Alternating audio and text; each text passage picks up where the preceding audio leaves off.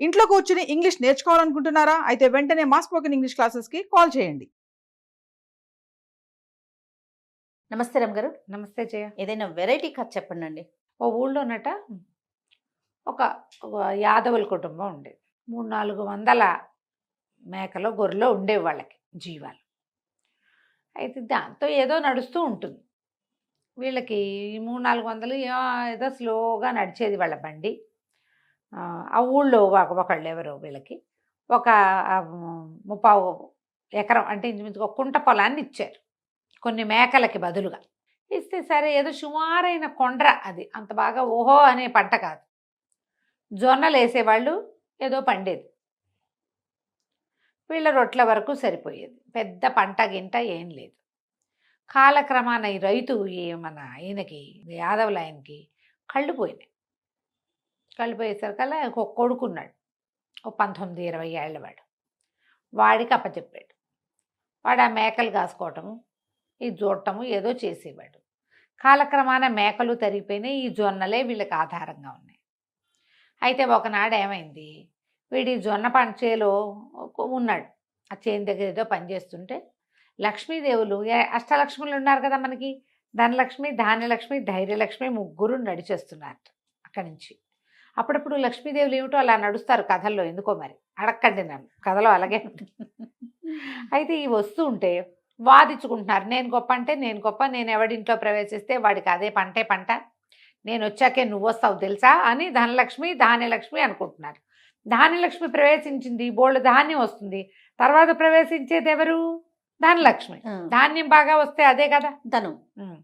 నువ్వు వస్తే నువ్వు ఓ దానివే వస్తావు, నేను వస్తే నువ్వు కూడా వస్తావు అని మాట్లాడుకుంటుంటే ధైర్యలక్ష్మి అంది, బాగానే ఉంది, ఏ లక్ష్మి వచ్చినా సరే నేనుంటేనే, ఎవరు వచ్చినా సరే నేనున్నవాడి జీవితమే జీవితం, ధైర్యం లేనివాడి జీవితం జీవితమే కాదు అసలు అనేసరికల్లా ధనలక్ష్మి అంది, ఏముంది, నేను ఒక మూటలాగా అయ్యి ఇక్కడ పడి ఉంటా, వాడు చూసి నన్ను తీసుకుంటాడు, వాడి జీవితం మార్చేస్తానని అని ఒక బంగారు మూట విసిరేసింది ఆవిడ. ధాన్యలక్ష్మి అంది, ఇదేమిటి, నేను చేలో ప్రవేశించానంటే అప్పుడు వస్తుంది, వాడు అదే చూసుకుంటాడు నిన్ను చూడని ఆవిడేం చేసింది, చేలోకి ప్రవేశించేసింది.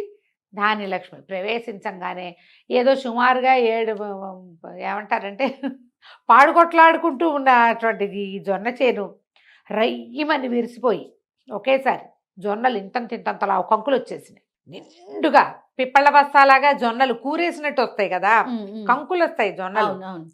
చూసేసరికి సడన్గా చేలో వచ్చిన మార్పు చూసేసరికి కుర్రాడు నిర్ఘాంతపోయాడు.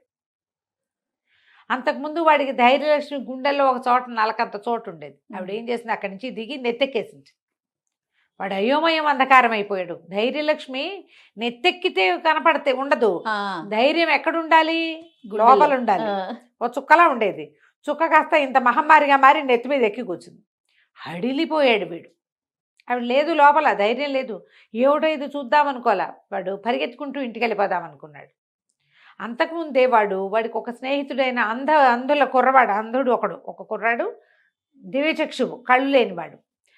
వాడు ఈ గొర్రెలు మేకలు తోలటానికి వెళ్ళినప్పుడు మాట్లాడుకున్నారు వాళ్ళిద్దరు. కళ్ళు లేకుండా ఎలా నడుస్తావురా అని అడిగినప్పుడల్లా అది చాలా సులువేనని చెప్పాడు. వీడిక్కడికి వెళ్దామనుకున్నవాడు పరిగెత్తుకుంటూ వెళ్ళొద్దు, కళ్ళు లేకుండా ఇంటికి వెళ్ళాలని ప్లాన్ చేసుకున్నా కదా అని కళ్ళు మూసుకొని నడిచి వెళ్ళటం మొదలుపెట్టాడు. మధ్యలో వచ్చింది ధనపు మూట. ఆ మూటని వాడు ముట్టుకోనే లేదు, కనపడలేదు. లేకపోతే ఈ మూట ఎవరిది ఏమిటని చూసినా డబ్బులు కనపడేవి. నడుచుకుంటూ పోయి వాళ్ళ నాన్నకి చెప్పాడు, నాన్న చేనంతా ఏదోగా అయిపోయింది, వాడికి పెద్ద పెద్ద కంకులు కాయటం అన్న మాటే వాడికి తెలీదు, ఏం చెయ్యాలో తెలియలే. సరే వాళ్ళ నాన్న అన్నాడు, ఏం చేస్తానరా నాయన, నాకు కళ్ళు కనపడవు, చేసేదేముంది, ఏదో ఒక రకంగా అమ్ముకుని బతుకుదాము అని చెప్పాడు. కుర్రాడు మళ్ళీ నాన్నకి చెప్పేసి వెనక్కి వస్తుంటే ఒక వ్యాపారస్తుడు ఒక ఆయన ఆ దారిని పోతూ అక్కడ నిలబడి ఆ జొన్నక చేలోకే చూస్తున్నాడు. చూస్తుంటే కుర్రాడు, ఏంటండి చూస్తున్నారు అన్నాడు. ఎవరిదిరా అబ్బాయి, ఈ చేనంటే మాదేనండి అన్నాడు. ఏడుపు మొహం పెట్టుకుని. వీడికి తెలియటల్లా ఆ కనపడేది అద్భుతమైన పంట అని వాడి బుర్రకెక్కలా అసలు. ఏదైనా సానుకూలంగా ఆలోచించాలంటే ధైర్యం కావాలి, ఆ ధైర్యం లేదు వీడికి. ఆవిడ నెత్తెక్కి కూర్చుంది అంతే. దాంతో ఆయన అన్నాడు, అమ్మేస్తావా అన్నాడు. ఎందుకు అమ్మేనండి, మొత్తం అమ్మేస్తానండి, పొలం కూడా అమ్మేస్తాను అన్నాడు. జొన్న పొలం, కుంట పొలము, వ్యాపారస్తుడికి అమ్మేశాడు బోల్డ్ డబ్బులకి. ఆయన చాలా ఎక్కువే ఇచ్చాడు. డబ్బులన్నీ నాన్న చేతికి అప్పచెప్పాడు అమ్మేశానని. అయితే ఆ వ్యాపారస్తుడు అన్నాడు, ఎరా కుర్రాడా, మరి నువ్వు ఎలాగూ చేను లేదు నీకు, ఏం చేస్తావు, నా దగ్గర పని చేయి, రోజు నెలకు 30 రూపాయలు ఇస్తా, తిండి బట్ట నేనే ఇస్తా, పెళ్ళి పేరంట నేనే చేస్తా, రా నాతోటి అన్నాడు. అనగానే కుర్రాడు ఒప్పుకున్నాడు.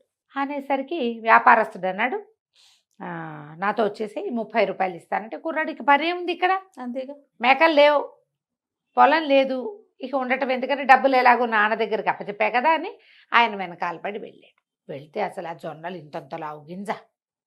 ఆయన ఎట్లా ప్రచారం చేశాడంటే, మా జొన్నలు మామూలు జొన్నలు కాదు, బంగారు పంట పండినట్టు పండుతుంది, దీన్ని పిండి చేయాల, ఇంకా ఆయన విత్తనాలు చేశాడు.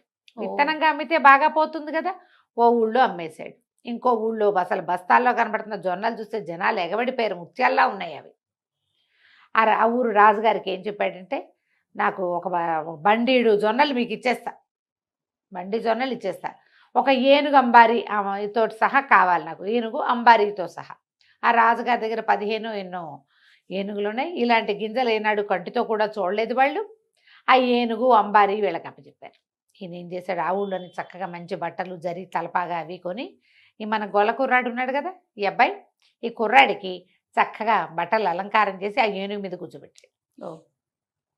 ఏనుగుతో సహా ఊళ్ళు తిరగటం మొదలుపెట్టాడు. వాడు తెలివితేటలు. తీసుకెళ్ళి పక్క ఊళ్ళో ఏం చెప్పంటే, బంగారు రాజు గారు, మా రాజుగారి పేరు బంగారు రాజు, బంగారు రాజు గారు, ఈయన ఏలుబడిలో ప్రతి మట్టి ఉంటే చాలు, జొన్న గింజ పడిందంటే 1,00,000 గింజలు వస్తాయి అక్కడ, మామూలుగా ఉండదు, మేము సూపరు, ఇక మా రాజుగారే స్వయంగా అన్ని ఊళ్ళలోనూ ఇలాంటి జొన్నలు పండించాలని తీసుకొచ్చాడని ఈ ఏనుగు అంబారీ కూడా చూపించి వాటిని ఇంకా 3 రేటుకి అమ్ముకున్నాడు. 2 ఊళ్ళు తిరిగేసరికల్లా 3వ ఊళ్ళో రాజుగారికి ఏం పుట్టింది, బంగారు రాజు కుర్రాడైతే చూడడానికి బాగున్నాడు, వాళ్ళ అమ్మాయిని ఇచ్చి పెళ్లి చేద్దామని తోచింది ఆయనకి. అసలు మా ఊళ్ళో ఏ పొలము ఖాళీ ఉండదు, మా ఊరంతా జొన్నలే, జొన్న పంటే పండుతుంది మాకు. రాజుగారు చేత్తోటి వేస్తే ఎలాంటి బ్యారన్ ల్యాండ్లో అయినా సరే ఏమంటారు దాన్ని, ఊషర క్షేత్రం అంటారు, బీడు భూములు, బీడులో కూడా జొన్నలు పండేస్తాయి, మా రాజ్యం అంతా జొన్న పంటేనని చెప్పుకున్నాడు. కుర్రాడు బాగున్నాడు.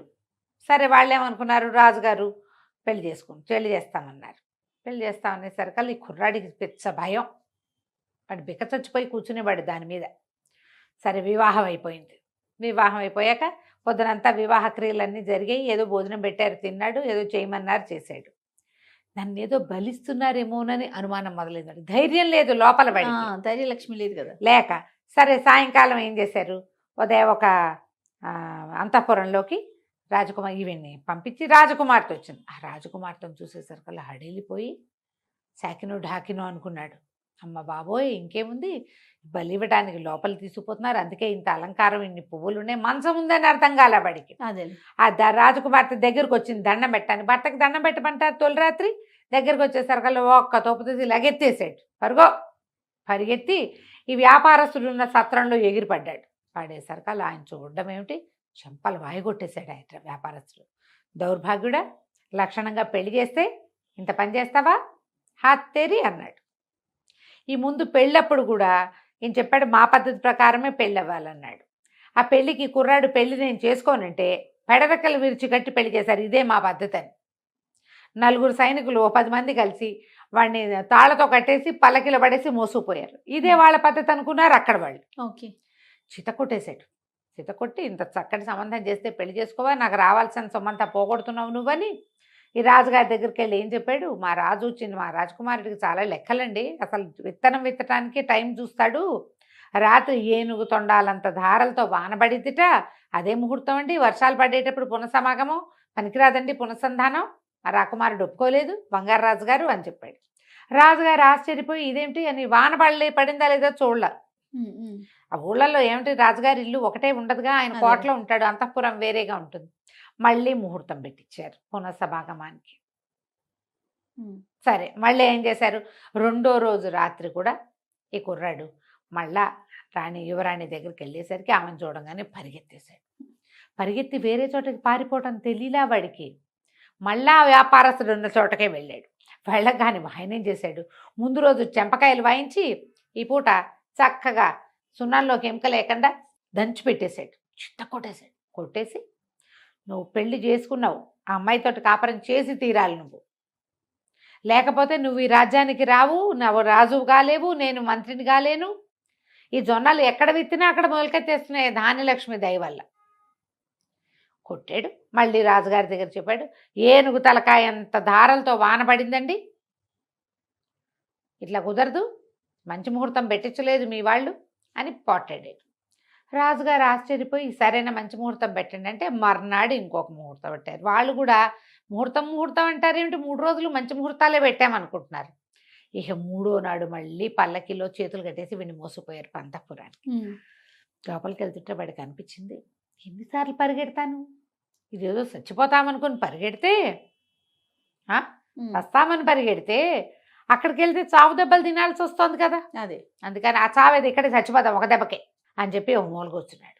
మూల కూర్చునేసరికల్లా ధైర్యలక్ష్మి దిగొచ్చింది నెత్తి మీద నుంచి. ధనలక్ష్మి ధాన్యలక్ష్మి కూడా వచ్చారు. చూసారా, మీరున్నా నేను లేకపోవటం వల్ల వీడికి అనుభవంలోకి రాలా, అవును, ధనము అనుభవంలోకి రాలా, కళ్ళు మూసేసుకున్నాడు. ధాన్యము అనుభవంలోకి రాలా, అమ్మేసుకున్నాడు.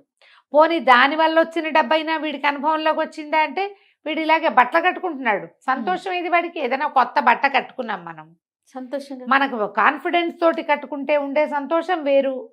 వాళ్ళు ఏదో ఇచ్చారు కాబట్టి కట్టుకున్నామని అంటే ఏముండదు, కాన్ఫిడెన్స్ లేకపోతే. వీడు ల్యాక్ ఆఫ్ కాన్ఫిడెన్స్తో బాధపడుతున్నాడు, అది నేను అని నెత్తి మీద నుంచి దిగి వాడి పక్కన నుంచునేసరికల్లా వీడు ఇంత లోపల అవతల నుంచి యువరాణి వచ్చింది. రాగానే వీడు లేచి దగ్గరికి వెళ్ళి పలకరించాడు. తను పెళ్ళామని తెలుసు, మామూలుగా ఉన్నాడు. యువరాణి ఆశ్చర్యపోయింది, ఊరిని ఇంత మామూలుగా ఉన్నాడే, ముందు రోజంతా గోల్ చేసి పరిగెత్తాడు కదా. సరే భార్యాభర్త దగ్గరయ్యారు. ఈ అబ్బాయి చాలా స్థిమితంగా ఉండిపోయాడు. మర్నాడు పొద్దున చాలా సింపుల్గా రాజుగారికి ఈయన ఒక వ్యాపారస్తుడని, తన చేలో పండిన జొన్నల వల్లే ఇతను బాగుపడ్డాడని, అందుకే తనని రాజుని చేశాడని ఓపెన్గా చెప్పేశాడు. ధైర్యం వచ్చేసింది. రాజుగారు నిజం చెప్పినందుకు సంతోషించి, నాయనా నీ చేత్తో ఈ జొన్నలు ఇక్కడ విజ్జయి అని చెప్పి వ్యాపారస్తుడికి తగిన బహుమతి ఇచ్చి పంపించేశాడు. నీకు మాకు సంబంధం లేదు, ఇంకా వెళ్ళిపో నువ్వు. కుర్రాడు నార్మల్గా ఉన్నాడు, వీడిని బెదిరించి ఆయన లాక్కుపోలేడు. ఆ తర్వాత ఆ రాజ్యానికి రాజు అయ్యాడు. ఎవరైనా సరే డబ్బులు కాదు వాడికి కావాల్సింది, అంతే, లోపల ధైర్యం, కాన్ఫిడెన్స్ అంటాం దాన్ని. ఆ కాన్ఫిడెన్స్ ఉన్నవాడు, వాడి దగ్గర నలకంతున్నా కాన్ఫిడెంట్గానే ఉంటాడు, ఏనుగు తలకాయ ఎంతున్నా కాన్ఫిడెంట్గానే ఉంటాడు. బేసిక్గా వాడికి ఉండవలసిన విషయం ఏమిటి, కాన్ఫిడెన్స్, అంతే. అది చదువులో కావచ్చు, డబ్బుల్లో కావచ్చు, వ్యాపారంలో కావచ్చు, ఉద్యోగంలో కావచ్చు, బతకటానికి కూడా కాన్ఫిడెన్సే కావాలి. కాన్ఫిడెంట్గా జీవించండి. చాలా బాగుంది రమ్మ గారు. నమస్తే. నమస్తే జయ.